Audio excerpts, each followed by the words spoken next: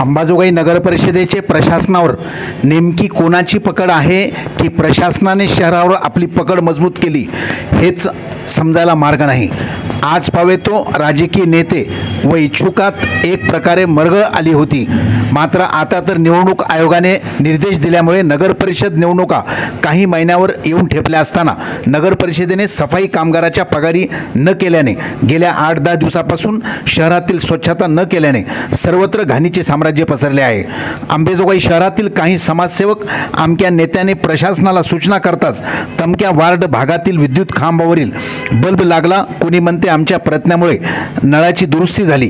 काम सुरू असताना जाऊन त्या ठिकाणी थांबायचे, सहकाऱ्यांना फोटो काढायला लावायचा आणि समाजसेवा दाखवायची। अशी समाजसेवा शहरात अनेक समाजसेवक करत आहेत, करेनात का त्याबद्दल आक्षेप नाही। 8-10 दिवसापासून गल्लोगल्ली कचऱ्याचे ढीग साचलेत, भविष्यात रोगराई पसरू शकते। एकाही समाजसेवकांनी रस्त्यावर जमा झालेल्या कचऱ्याच्या ढिगाऱ्यातून टोपलेभर कचरा उचलायला तयार नाही। सफाई कामगाराचा 3 महिन्याचा पगार थकला असल्याचे समजते। सर्वात महत्त्वाचे म्हणजे त्यांचा गेली 7-8 महिन्यापासून भविष्य निर्वाह निधी खात्यावर टाकलाच नाही। आता कामगारासोबत आज कामबंद आंदोलनाबाबतीत चर्चा सुरू आहे।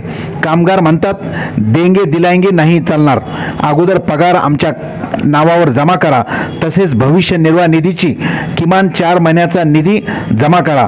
संत मुकुंदराज सांस्कृतिक सभागृहाच्या प्रांगणात या कामगारासोबत बैठका सुरू असल्याचे समजते। तोडगा कधी निघतो पाहावे लागेल।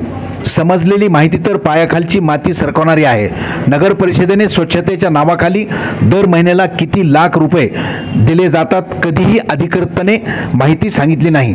शहरातील स्वच्छतेसाठी किमान 150 मजूर लागतात। मस्टरवर तेवढे मजुरांची संख्याही दाखवण्यात आली आहे, मात्र प्रत्यक्षात 70 ते 80 मजूर काम करतात असे प्रत्यक्षदर्शी व अनेक मजूर नाव न सांगण्याच्या अटीवर सांगतात। दर महिन्याला स्वच्छता विभागावर 50 लाखाच्या जवळपास खर्च जात असेल तर नेमके मजूर किती काम करतात याची शहानिशा नगर परिषदेच्या CO टोंगे मॅडम का करत नाहीत असाही सवाल केला जात आहे। 8 दिवस दस्तूरखुद्द CO रजेवर होत्या, त्या आज रुजू झाल्या आहेत।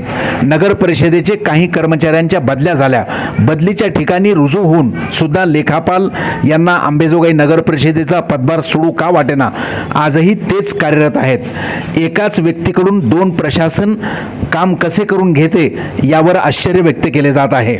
सफाई कामगाराचा PF जमा न करण्याची जबाबदारी कोणाची होती?